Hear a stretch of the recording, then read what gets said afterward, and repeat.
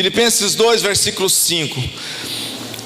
Tende em vós o mesmo sentimento que houve em Cristo Jesus, que existindo em forma de Deus, não considerou o fato de ser igual a Deus algo que devesse a forma de servo, e fazendo-se semelhante aos homens.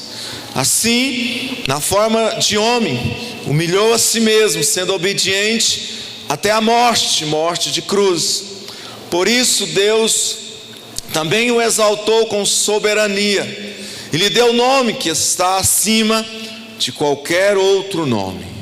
Espírito Santo de Deus, fala conosco nesta noite. Senhor, não fala aquilo que muitas vezes nós queremos ouvir, mas aquilo que o Senhor quer falar conosco. Espírito Santo, nos ensina nesta noite. Senhor, alcança os nossos corações. Senhor, a tua palavra é poder. O Evangelho é poder de Deus para a salvação. E nós oramos e cremos na visitação do Senhor sobre as nossas vidas. Amém, amados? Então, quero falar nessa noite de 3 resoluções importantes na vida de um discípulo. 3 resoluções: humildade, persistência e amor. Você pode repetir comigo? Humildade, persistência e amor. Diga para esta pessoa que está do seu lado: humildade, persistência e amor. Amém, amados? E eu vejo aqui nesse texto, eu vejo esta referência. E nós sabemos que quando nós falamos de humildade, o nosso maior e melhor referencial é o nosso Senhor Jesus Cristo de Nazaré. É Jesus. E como é bom olhar para Jesus, e como nós precisamos olharmos para Jesus nesses dias. E esse texto aqui diz para nós termos o mesmo sentimento que houve em Cristo Jesus. Você pode repetir comigo? Nós precisamos ter o mesmo sentimento que houve em Cristo Jesus. Amém, irmãos? E aqui diz que, existindo ele em forma de Deus, não considerou o fato de ser igual a Deus, mas pelo contrário, ele se esvaziou-se a si mesmo, assumindo a forma de servo, fazendo-se semelhante aos homens. Então olha só que coisa tremenda e poderosa. Mesmo ele sendo Deus, mesmo ele existindo em forma de Deus, ele não considerou o fato de ser igual a Deus, mas pelo contrário, ele esvaziou-se a si mesmo, assumindo a forma de servo e fazendo-se semelhante aos homens.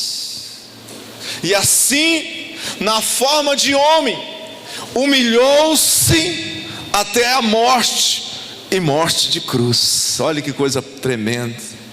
Como nós precisamos olhar para Jesus nesses dias.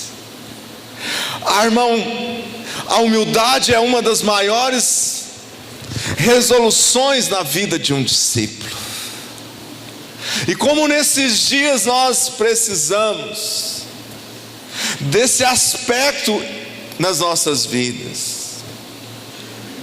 E essas resoluções que eu quero falar nesta noite, elas testificam de Jesus nas nossas vidas. Elas nos diferenciam deste mundo, porque a igreja precisa ser diferente. Eu e você, nós precisamos sermos diferentes. Essas resoluções, humildade, persistência, amor, tornam o cristianismo mais autêntico. e também nos leva a termos uma vida cristã saudável, leva-nos a termos uma vida espiritual saudável. E quando nós falamos de humildade, nós precisamos olhar para Jesus, que é o nosso maior referencial. E nós sabemos que quando nós olhamos para Jesus, tudo começa a mudar nas nossas vidas. Nós somos transformados. Deus não tem apenas a salvação para nós. Deus quer que a sua igreja seja transformada. Deus quer que eu e você, Deus quer que você seja transformado para testemunhar, para que as pessoas possam olhar para você e ver que há algo diferente na sua vida, na minha vida. E em João 13 nós então vemos Jesus mais uma vez. Ele toma uma bacia e ele então começa a lavar os pés dos seus discípulos. E então Simão Pedro levanta e diz: não, jamais lavarás os meus pés. E Jesus vira para ele e diz: olha, se eu não lavar os teus pés, você não terá parte comigo. Pedro virou para ele correndo e disse: Senhor, não lava apenas os pés, mas também o corpo inteiro.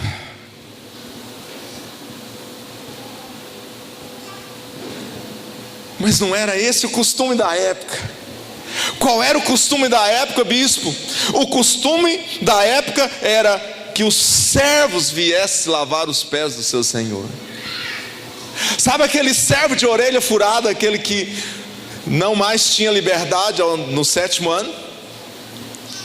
Era o principal servo da casa. As pessoas chegavam de longas viagens, então aquele servo principal da casa vinha e começava a lavar os pés. Por isso então Simão Pedro, ao deparar com Jesus, sendo o Senhor, sendo Deus, ele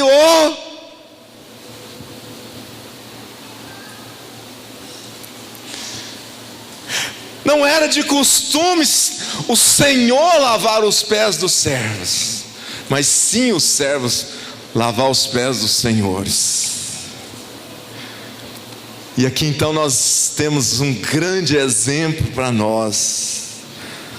Aqui nós temos um exemplo para a minha vida e para a sua vida.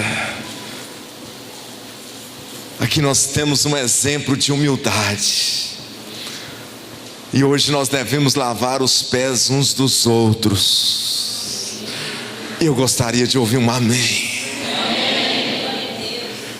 Irmãos, que bom se nós lavássemos os pés uns aos outros. Isso aqui, irmão, fala de uma atitude de humildade, de fazer muitas vezes aquilo que não é normal nós fazermos. Mas ao olharmos para essa referência em Jesus, Ele nos ensina que é importante nós fazermos aquilo que normalmente o nosso ego não quer fazer, a nossa alma não quer fazer. E um tempo na célula, eu fiz muitas loucuras na célula, e nós tomamos a decisão de todos da célula chegar em casa e lavar o pé do cônjuge. Irmãos, eu não sabia que era tão difícil assim. Eu não sabia que isso ia mexer tanto com o meu ego. Mas eu lavei os pés da bispo, mas que luta! Aquilo foi muito difícil, irmãos. Mas eu lavei muito rápido. Talvez um dos pés dela viu pouca água, mas foi difícil. Naquele dia eu quebrei o meu ego. Jesus quer que a igreja quebre o seu ego nesses dias. Então nós olhamos essa referência tão forte. Querido, a humildade nos faz parecidos com Deus. Mateus 11 diz, olha, Mateus 11 versículo 29, parte B. Jesus ele diz, olha, aprendei de mim, porque eu sou manso e humilde de coração. Olha só, Jesus chega e diz, olha, aprenda comigo, porque eu sou manso, porque eu sou humilde. E o mais poderoso é que Jesus, sempre quando Ele nos pede algo, Ele já tem logo a bênção imediata: e achareis descanso para a vossa alma. Meu Deus, mansidão, humildade traz descanso para a nossa alma. Uau! E nós precisamos nesses dias testificar desta humildade. Será que nós podemos dizer, aprende comigo, ô minha esposa? E a esposa chegar e dizer, aprende comigo, sou tão manso, você vê o meu estilo de vida diário, aprende comigo, meus filhos. Eu queria ouvir um amém da igreja. Será que a esposa recomenda o seu esposo aí na humildade? Queria conversar com vocês. Será que o esposo pode recomendar a esposa aí? Os filhos? Aleluia! Oh, cheio! Aleluia! Olha só! Que maravilha! E a Débora Ohane colocou no Face essa semana: humildade é reconhecer que somos pequenos diante da grandeza de Deus. Humildade é nós reconhecermos que nós somos tão pequenos diante da grandeza de Deus.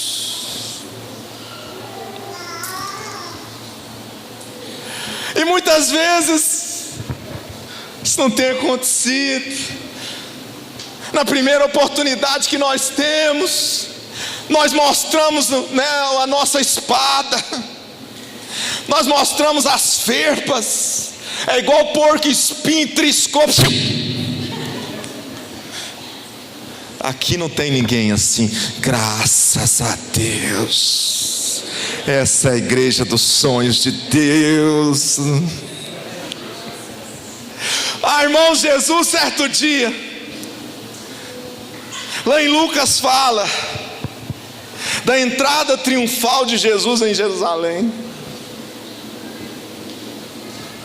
Muitos dos judeus esperavam um Messias diferente, com aquele glamour. Muitos, por isso eles piraram o cabeção, né? Vou falar numa linguagem jovem aqui. Os judeus, os fariseus, eles não conseguiam compreender as atitudes de Jesus. E então ele vai entrando dentro de Jerusalém. Eles esperavam um Messias cheio de pompa, mas aí Jesus vem montado num jumentinho.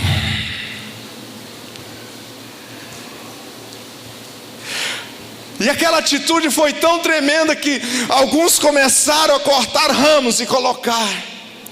E eles cortavam ramos e eles iam colocando, e eles tiravam, alguns discípulos tiravam suas vestes e eles iam colocando no caminho. E alguns começaram a fazer um cântico dizendo assim: Hosana, Hosana, Hosana nas alturas, bendito aquele que vem em nome do Senhor. E a glória do Senhor desceu ali.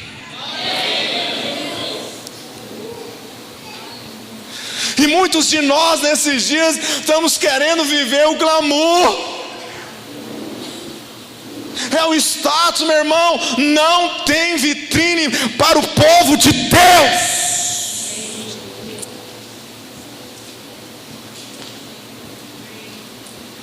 não tem vitrine, olha aqui para mim. Que ele cresça,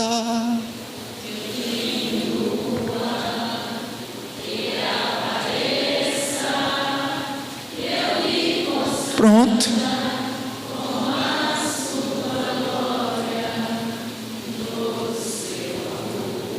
Sabe como nós vamos vencer, meu irmão? Montado num jumentinho.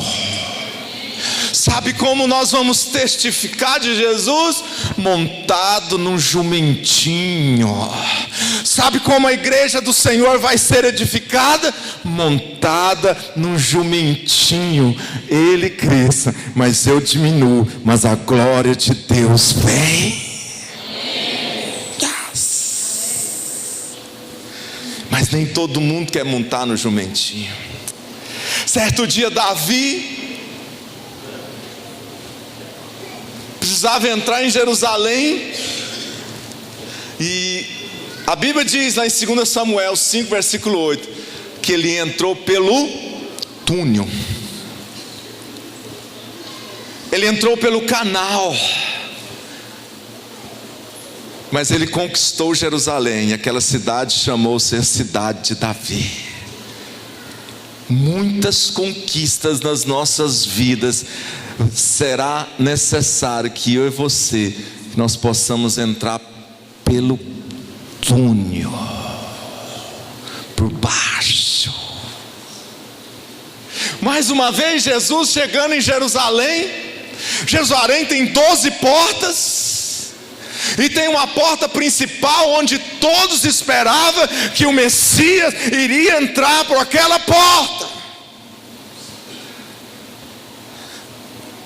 Porta de bronze, porta dourada, e as pessoas chegavam ali e todos queriam tocar naquela porta, e ao tocar naquela porta eles diziam: por aqui haverá de passar o Messias.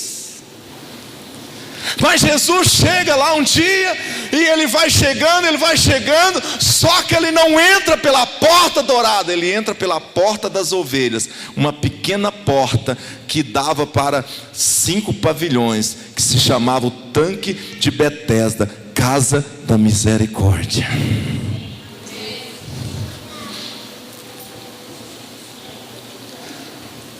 Precisamos entrar pela porta das ovelhas. E aquele lugar não era muito cheiroso não, porque ali as ovelhas eram mergulhadas. E você conhece a história. Havia uma multidão de cegos e coxos ali, mas havia um homem que tinha 38 anos que estava ali. Diga para o teu irmão: vamos entrar pela porta das ovelhas. Essa porta dá para o milagre. Essa é a porta que nós vamos encontrar o milagre.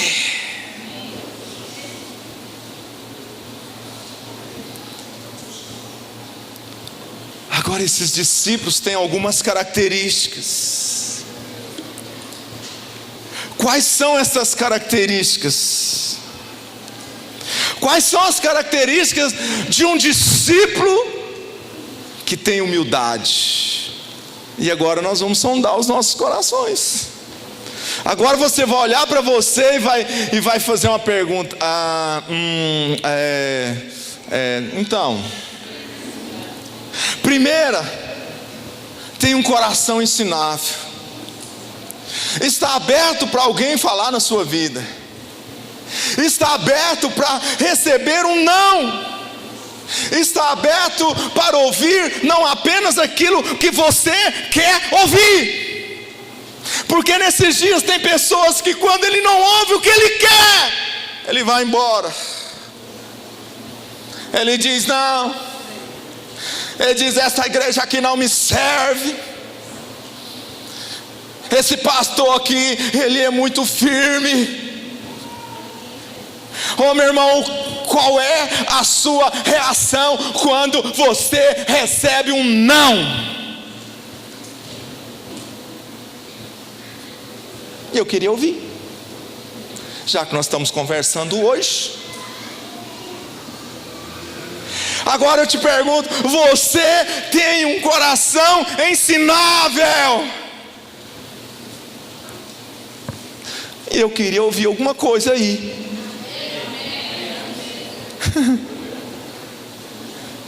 Características, sabe, de um discípulo. Ele consegue superar o não. Ele não ouve apenas o que quer. Ele reconhece os seus erros. Ele diz: olha, eu errei, me perdoe. Parece que está em extinção, mas não nesse lugar. Essa igreja, oh aleluia.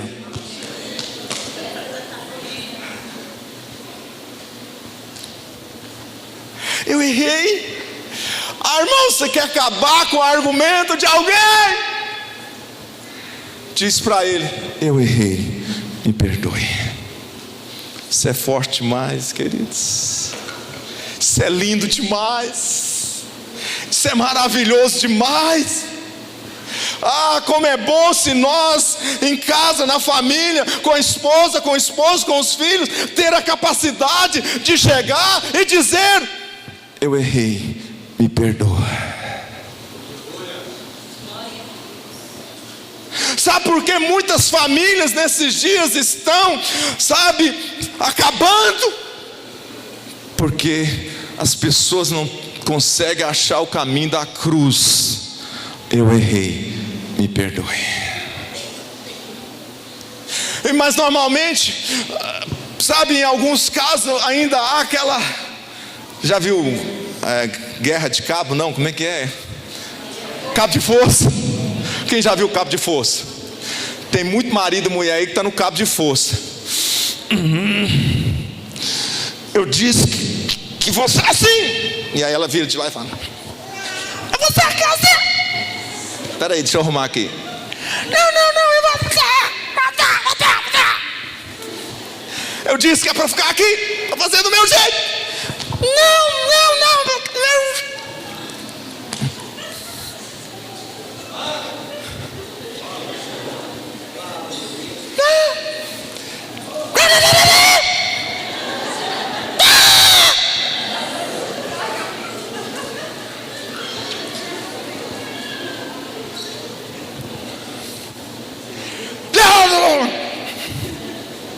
O cachorro já está longe, querido.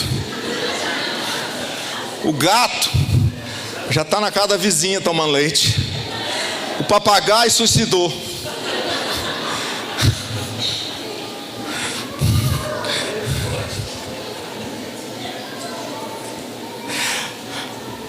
Qual é a outra característica?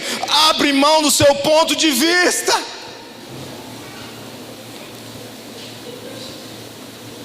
Qual é a outra característica, bispo, que os discípulos de Jesus estão precisando? Equilíbrio, domínio próprio. E alguns chegam e dizem assim: eu tenho o espírito de Pedro. Então, meu irmão, eu vou repreender nessa noite. Espírito de Pedro antes da conversão. Sai! Ah, bispo, eu não tenho estupim. Filho de Deus tem estupim-se. Você que não sabe o meu temperamento. Meu temperamento explosivo. Sabe por que seu temperamento é explosivo? Porque você não nasceu de novo. Porque se você nascer de novo, você vai herdar a natureza de Deus.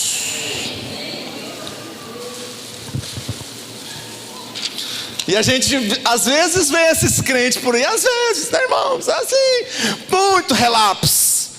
Assim, você vê algum assim por aí? Ah, aleluia. Ah, ninguém vê. Ah, eu disse para vocês que é linda esta igreja. É linda essa igreja. É linda! É linda! Humildade. Humildade. Ô irmãos, Você precisa ser transformado, porque senão o tempo todo você vai ficar apertado, porque não tem como ter duas personalidades. Está ficando apertado para os crentes. Os crentes vão ter que ser crente. Deixa eu pregar 2 horas hoje, se vocês me aturar.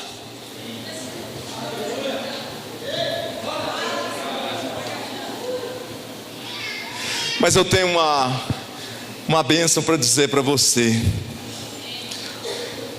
Sempre Jesus tem uma resposta, sempre Jesus tem uma bênção.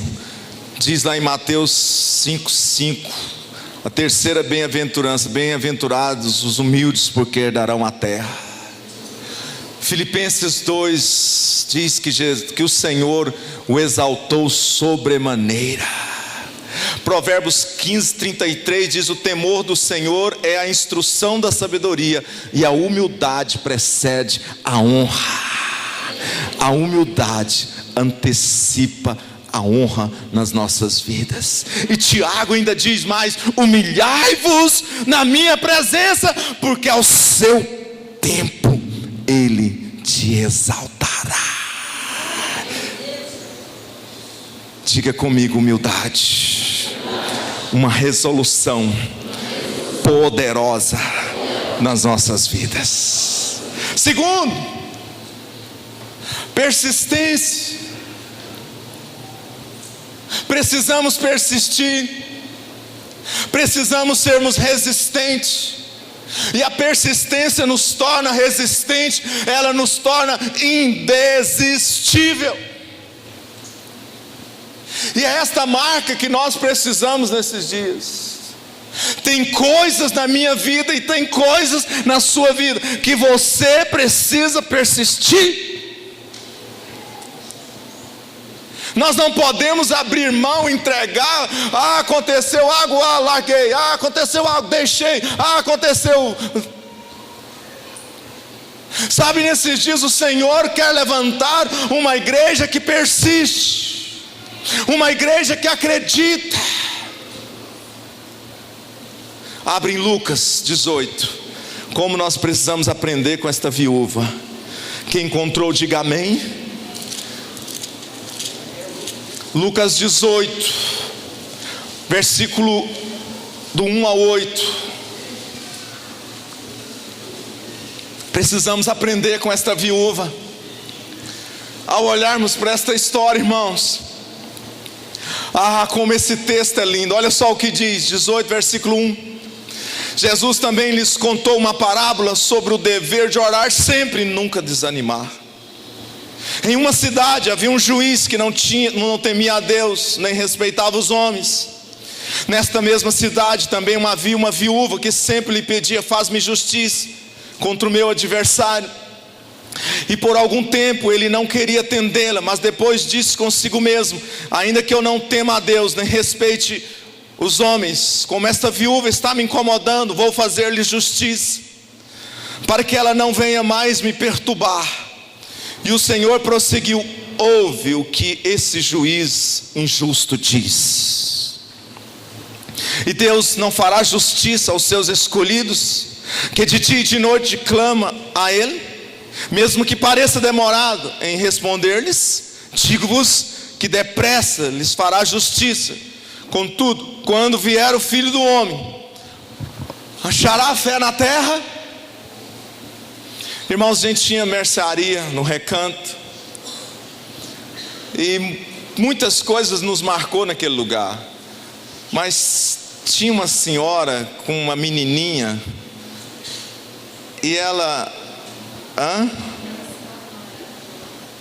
senhora jovem, e ela chegava e ela comprava. E todas as vezes a menininha dela começava a pedir: mãe, me dá uma balinha. Ela: não, mãe, me dá uma balinha. Ela: mãe, me dá. A mãe pegava e dava balinha para ela. Sabe como isso marcou-nos, né, meu bem? Sabe, queridos, nós precisamos persistir em algumas coisas nas nossas vidas. E quando eu olho para esta viúva, eu vejo uma pessoa incapaz, eu vejo uma pessoa aqui que não tinha muita força, porque vocês sabem que pessoas órfãs e viúvas possivelmente têm uma menor capacidade para algumas coisas. Mas aqui diz que havia um juiz, que ele não temia a Deus e nem aos homens. E naquela mesma cidade havia uma viúva, e essa viúva chegava para ele, chegava e dizia: julga minha causa. E de repente ela vinha de novo: julga minha causa. E de repente ela vinha de novo: julga minha causa. E mais uma vez, e de tanto ela incomodar o juiz, de tanto ele ser perturbado pela viúva, ele resolveu julgar a sua causa. E olha só o que diz no verso 6. O Senhor aqui nos manda olhar, a ouvir o que este juiz diz. Sabe que o Senhor quer julgar a sua causa? Sabe que o Senhor quer sim alcançar a sua vida? Olha só o que diz aqui, olha o 7: e Deus não fará justiça aos seus escolhidos, que de dia e noite clamam. Quem não disse isso já para Deus, meu irmão? Estou clamando aqui, Senhor, de dia, de noite, Senhor, estou aqui. E Jesus está falando para você nesta noite que Ele fará justiça aos seus escolhidos, aqueles que clamam, aqueles que persistem. E quantas vezes nós falamos assim: está demorando. Como a Bíblia tem base para tudo, olha o versículo 8: digo-vos que depressa lhes fará justiça. Contudo, quando vier o Filho do Homem, achará fé na terra? Olha o versículo 7, o que diz: mesmo que pareça o que, irmãos? Demorado. Mesmo que pareça demorado, continue persistindo. Persiste, persiste, porque o Senhor vai julgar a sua causa. O Senhor vai julgar a minha causa. O Senhor vai julgar a sua causa. Olha para esse juiz, olha para esse homem, não teme a Deus, não teme aos homens. Ele não julgou a causa da viúva: eu não julgarei a causa dos meus escolhidos. Deus está falando que Ele vai julgar a causa da sua igreja. Ele vai responder, vai ter resposta. Foi assim com Jairo, com a sua filha enferma. A Bíblia diz que ele alcança Jesus, que ele prostra, que ele adora Jesus. E a Bíblia diz que ele insistentemente, ele ora a Jesus e diz: a minha filha está enferma, quase à morte. Persistência. Meu irmão, os vencedores não são aqueles que têm os ventos ao seu favor, nem sempre, mas são aqueles que persistem até o fim. O Senhor está falando: persista, persista, persista até o fim, porque eu serei contigo. Quem não conhece a história de Noé? Quase 100 anos para construir a arca. Quantos conhecem a história de José, do sonho de José, até o dia que ele se apresenta a Faraó? 13 anos persistindo, acreditando. Quem não conhece a história de Davi na caverna de Adulão? Diz a história que ele ficou ali aproximadamente 7 anos. Jacó na terra de Labão, 7 anos por Lia, 7 anos por Raquel. Mas a história não diz que foi apenas 14 anos. A história diz que ele ficou na terra de Labão aproximadamente 20 e poucos anos. Mas a Bíblia diz que ele saiu de lá rico e próspero para voltar para a sua terra.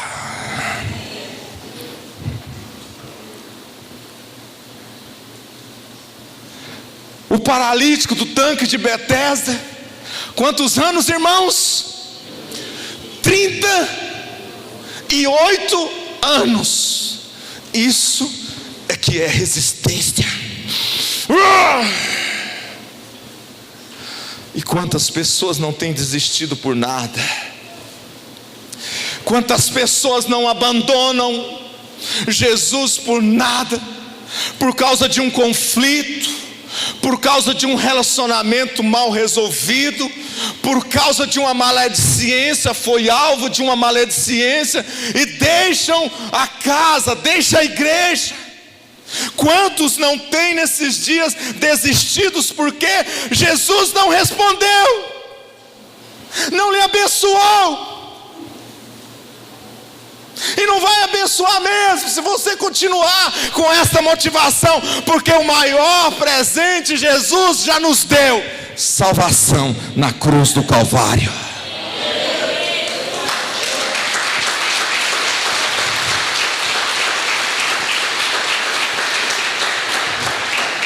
E alguns dizem assim: magoei com Jesus.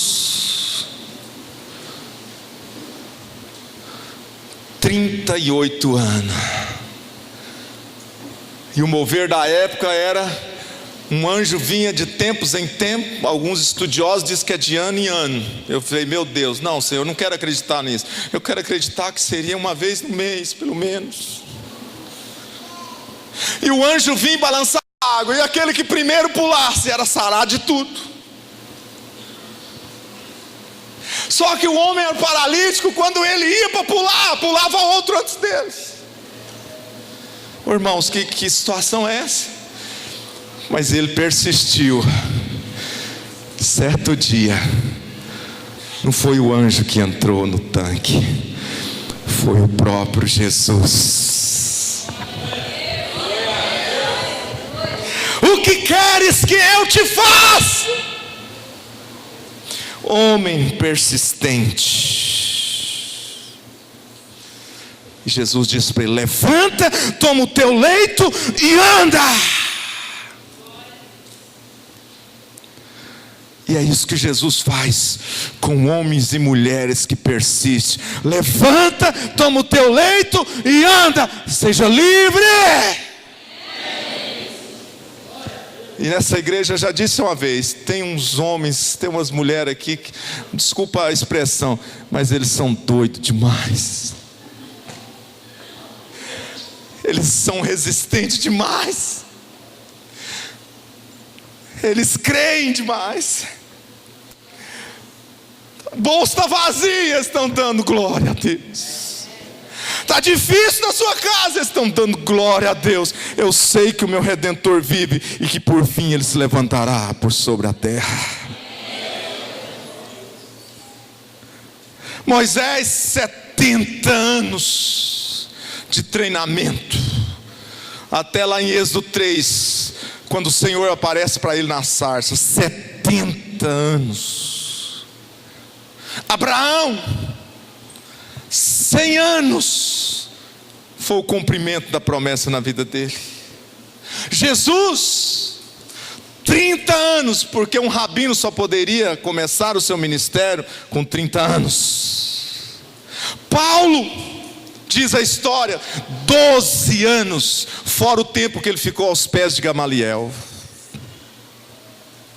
Persistindo, persistindo, persistindo, persistindo, persistindo, e recebendo, porque o nosso Deus é fiel. Então, irmão, talvez você passe por um momento difícil. Talvez você está sendo perseguido. Eu quero que você abra agora em Hebreus 10. porque eu preciso entrar no outro tópico, porque o outro eu preciso ainda falar na sua vida. Olha só o que diz Hebreus 10. Oh, aleluia.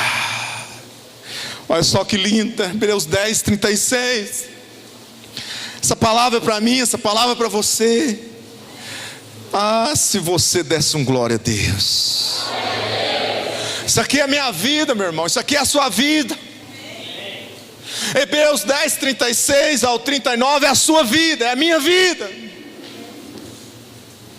É o que move, é o que fala a respeito daquilo que nós esperamos.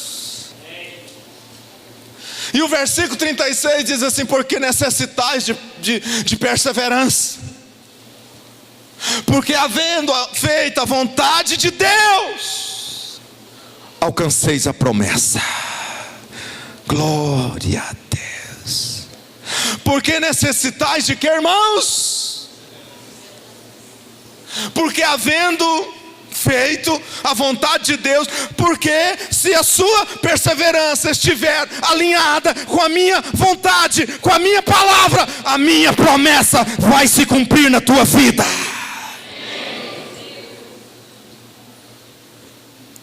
Você crê nisso? Porque eu creio, irmão. Blá blá blá blá blá blá, circunstância blá blá blá. Eu creio na palavra de Deus, havendo feito a vontade de Deus, não tardará, a bênção virá sobre a sua vida. E ele diz mais: pois aquele que virá dentro em breve não tardará, mas o meu justo viverá pela fé. E se retroceder, a minha alma não se compraz nele. Mas porém não somos dos que retrocedem para a perdição, somos da fé. Pode apontar o dedo santo para o teu irmão, que você já apontou ele para tantas vezes de forma errada. Agora aponta e diz: nós somos da fé. Eu e você somos da fé. Nós não somos daqueles que retrocedem, nós somos daqueles que avançam, que prosseguem, que vamos firmes em busca do nosso alvo. E o nosso alvo é Cristo Jesus. E ponto. Ponto. Ponto. Você crê nisso? Nós não somos dos que retrocedem para a perdição, porque normalmente quando um crente retrocede, ele vai para a perdição. Ou nós servimos um Senhor ou o outro Senhor. Jamais nós serviremos a dois senhores. Qualquer hora nós precisamos definir um.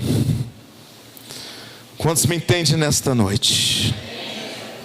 Então muitos desistem por nada. Terceira resolução: amor. Diga assim comigo: amor. Amor. Amor. Eu te amo. Seu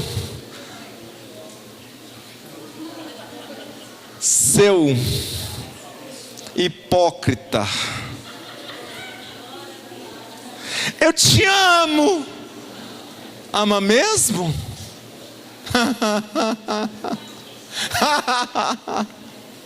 Eu te amo, mas vive dando uma flechada. Eu te amo, mas vive, né? Eu te amo, aí você vê no Facebook só bala comendo para lá e para cá. Te amo, querida, querido. Oh, meu irmão. Ama nada. Mas Romanos 5, versículo 8 diz assim: que Deus prova o seu próprio amor para conosco pelo fato de ter entregado o seu Filho quando nós ainda éramos pecadores. Porque Deus amou o mundo de tal maneira que entregou o seu Filho, para que todo aquele que nele crê não pereça, mas tenha a vida eterna. E um profeta, irmãos, porque quando falamos de amor, nós precisamos olhar para Jesus. E o profeta Jeremias 31, versículo 3, ele diz assim: de longe se me deixou ver o Senhor, com amor eterno me amou, e com benignidade me atraiu. Meu Deus, o amor com que o Senhor nos amou é eterno. Não é apenas hoje, mas o amor que Jesus nos amou é para toda a eternidade. Esse amor nos constrange, e esse verdadeiro amor lança fora o medo. E esse amor é tão forte, igreja, que mesmo que eu e você, mesmo que nós tentemos nos afastar só com muita insistência, porque esse amor é muito forte, quando nós entramos nesse manto desse amor, jamais nós nos afastaremos do Senhor. Romanos 8, olha só o que diz Romanos 8. Romanos 8, versículo 31, já vou encerrar. Meu Deus, será que a minha Bíblia não tem Romanos? Deus, eu sei que o Senhor quer falar nessa noite. Onde é que está você, Romanos? Olha só que lindo que diz aqui. Posso ler? Romanos 8, versículo 31. Oh, meu irmão, olha só. Portanto, que poderemos dizer diante dessas coisas? Pode olhar para mim? Diante de tudo que nós vivemos, de tudo que nós presenciamos, se Deus é por nós, quem será contra nós? Deus é por você, Deus é pela tua casa. 32, aquele que não poupou nem o seu próprio filho, mas pelo contrário o entregou por todos nós, como não nos dará também com ele todas as coisas? Que entrará alguma acusação contra os escolhidos de Deus? É Deus quem os justifica. Quem os condenará? Cristo Jesus é quem morreu. E às vezes nós ficamos condenando as pessoas. Ou pelo contrário, quem ressuscitou dentre os mortos, e o qual está à direita de Deus, e também intercede por nós, a igreja. Versículo 35, quem nos separará do amor de Cristo? Ninguém. Será tribulação, ou angústia, ou perseguição, ou fome, ou privação, ou perigo, ou espada, como está escrito: por amor de ti somos entregues à morte todos os dias, fomos considerados como ovelhas para o matadouro. Mas em todas essas, vai para o 35, porque muitas vezes nós declaramos esta palavra, mas nós não entendemos o que nós estamos falando. Olha o 35, olha só: em todas estas coisas, irmãos, meu irmão, estas coisas não vão nos separar. Estas coisas não podem nos separar do amor de Jesus. Que coisa é esta, bispo? Tribulação, angústia, perseguição, fome. Não é fácil ter fome, privação, perigo, espada. Agora, volta ao 37. Mas em todas estas coisas, o Senhor nos fez mais que vencedores, por meio daquele que nos amou. Nada vai nos separar desse amor. A tribulação não vai nos separar de Jesus. A perseguição, a fome, a nudez. Bispo, eu não tenho roupa, mas você tem Jesus. Bispo, passo por um momento difícil, você tem Jesus. Se Ele é por nós, quem será contra nós? E eu encerro agora em 1 João 4.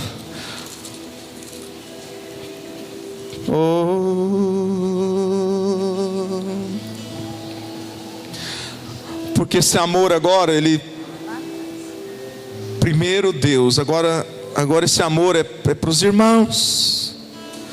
1 João 4, versículo 7. Amados, amemo-nos uns aos outros, porque o amor é de Deus. E todo aquele que ama é nascido de Deus e conhece a Deus. Irmãos, amemos uns aos outros, porque o amor é de Deus. Versículo 8: aquele que não ama, não conhece a Deus, porque Deus é amor. O amor de Deus para conosco manifestou-se no fato de Deus ter enviado o seu Filho unigênito ao mundo, para que vivamos por meio dele. 10. Nisto está o amor. Não fomos nós que amamos a Deus, mas foi Ele quem nos amou e enviou o seu próprio Filho como propiciação pelos nossos pecados. Amados, se Deus nos amou assim, nós também devemos amar uns aos outros. Ninguém jamais viu a Deus. Se amamos uns aos outros, Deus permanece em nós e o seu amor é em nós aperfeiçoados. Se eu amo você, Deus permanece em mim e esse amor, ele é aperfeiçoado na minha vida. Se nós amamos uns aos outros, a presença de Deus vem, está em nós, e dia após dia essa presença, esse amor é acrescido nas nossas vidas. Amemos uns aos outros, não apenas de palavra, não apenas um amor que é condicionado, queremos algo em troca, um amor interesseiro. Não é esse amor que Jesus quer nos ensinar. Olhe para mim, amar é um ato de doar-se, e Jesus nos amou de tal maneira que Ele doou a sua vida por nós. Que amor é esse, bispo? Amor sacrificial, que aparentemente vai ter perdas, mas não vai ter. Por quê? Porque se amarmos uns aos outros, Ele permanecerá em nós. Precisamos amarmos uns aos outros. Amar, mas não apenas de boca, não apenas teoria, irmãos. Não precisamos sair da teoria, misericórdia. Precisamos, olhe para mim, precisamos começar a praticar esse amor. Atitude, ajudar, apoiar, dar uma palavra. E eu encerro. Você pode ficar de pé. Olhe para mim, porque o Espírito Santo quer falar nesta noite. Sabe esse amor, irmãos? Sabe esse amor que é transferido da cruz para nós? Esse amor relaciona. Esse amor suporta. Esse amor perdoa. Tem pessoas aqui nesta noite que não tem perdoado nem a sua irmã. Quantas vezes esse amor perdoa, bispo? 70 vezes 7 ao dia. Esse amor perdoa. Esse amor cura. Esse amor transforma.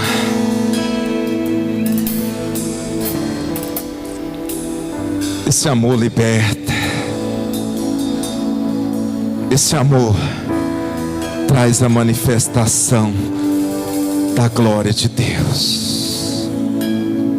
Sabe, irmãos, Mateus 28 diz: ide, fazei. Só vamos fazer o dia que esse amor queimar nos nossos corações. Existem 2 grandes mandamentos que resume os 10: amarás o Senhor teu Deus de todo o teu coração, entendimento, alma, mas amarás ao teu próximo como a ti mesmo. Próximo, como nós nos amamos. Diga comigo, levanta sua mão direita. Humildade, persistência e amor. Resoluções que são poderosas na vida de um discípulo.